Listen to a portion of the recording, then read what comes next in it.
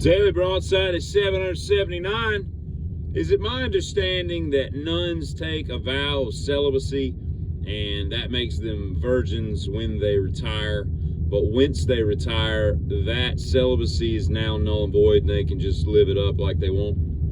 Asking for a friend, just curious. There are a lot of songs named Wish You Were Here. There's like a dozen or something. Obviously, Pink Floyd's is the most popular. But here's a hot take that maybe some people won't like. As good as Wish You Were Here by Pink Floyd is, I'm going to go out on a limb and say that Incubus's Wish You Were Here is a better song. Better produced, better melody, better everything. There's just nobody swimming in a fishbowl, and you don't have that hum over the guitar as it comes in, and you don't have David Gilmour. But I'm telling you, Mike Einzinger, or however the hell you say his name, a brilliant guitarist, and that is just a great song. Brandon Boyd is one of the best lyricists out there, damn it.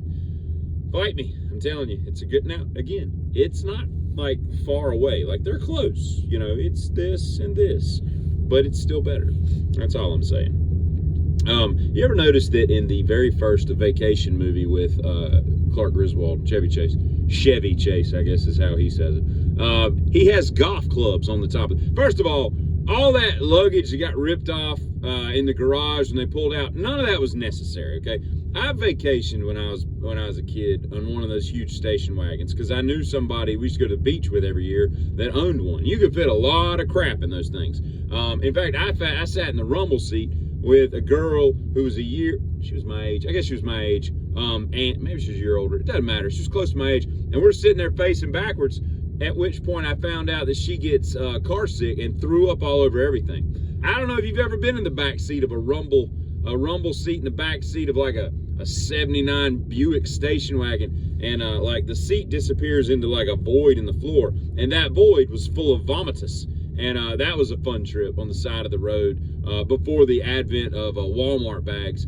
I don't know how you clean stuff like that up back then. They didn't have like wet wipes back then. You had like shirt out of your luggage. That's how you clean that up. And then the shirt just got thrown on the side of the road, and somebody found it later on when they were picking up highway trash. You know, it was like, is this a vomit shirt? Oh, you know, whatever. But what was I going with? Oh, so I don't know why they had all that luggage on the roof. It wasn't necessary. All they're going was from Chicago to like LA. It's like a couple-day trip. Why has everybody got 4 bags? But he's got a set of golf clubs on the roof. I don't understand that. Other than it just, you know, looks, you know, vacation-y. But first of all, nowhere in any of the movies that I know of did Clark ever reference playing golf. Secondly, they were going to Wally World. Nobody was going to play golf. And thirdly, he gets it off the roof. And when they get to, like, the campground where they're, like, you know, in the tents, Edna, this one's yours. That he's carrying the golf bag to the tent. Why did he get it off the roof? The only thing I can think of, now we're in the desert, so it's not like it's going to rain, is you would take the golf club bag down and you would take it inside the tent so that if it rained in the night, you wouldn't ruin your golf bag because it is obviously made of leather. But you could just stick it inside the car and it would be just as fine. I don't understand why he had golf clubs. They don't make any damn sense, you know? Let's talk about the Beatles for a minute. More and more as I get older, I realize that the brilliance, and I'm a Lennon fan over McCartney. I like the Lennon songs. I like his weird, quirky, he's just brilliant, right? You know, McCartney's great, but, you know, Lennon is just, that's where it is for me. And I wouldn't have said that when I was growing up. It would have been the opposite way. I didn't like John Lennon, but I love him. And but more and more, I appreciate the contributions of George Harrison and Ringo Starr. First of all, Ringo Starr is to the Beatles what Lars Ulrich is to Metallica.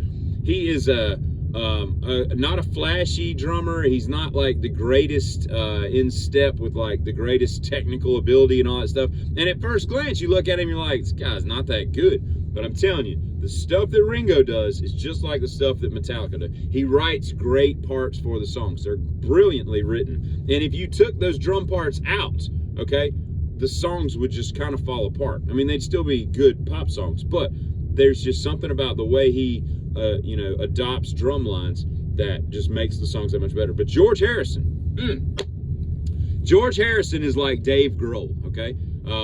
Dave Grohl is more talented than Kurt Cobain, in my opinion, when you consider his whole body of work and the things he does, right? Nirvana, brilliant, but Kurt Cobain, brilliant. An idiot, but brilliant. But Dave Grohl, had Kurt gotten his ego down just a little bit to be like, Dave, why don't you write more than just Scentless Apprentice? He can contribute so much more. If those two had collaborated, that would have been the second coming of Lennon and McCartney, but he didn't. Kurt wrote everything and he just played drums, right?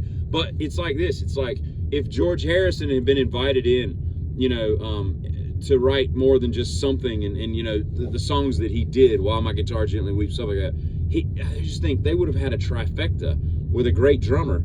They would have just been so much better, He did a great job for what he is, but if you look at his stuff, his singles off of his, or his his individual work that he did on his solo albums, just brilliant, man, just brilliant. And if he'd have brought that into the Beatles, I just think it would have been just really awesome,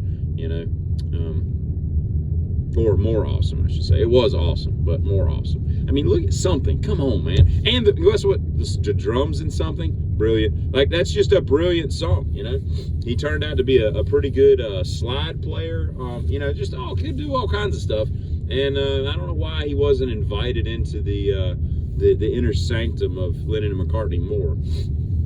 But anyway, that's all I have to say about that. Merry pre-Christmas, Giddy.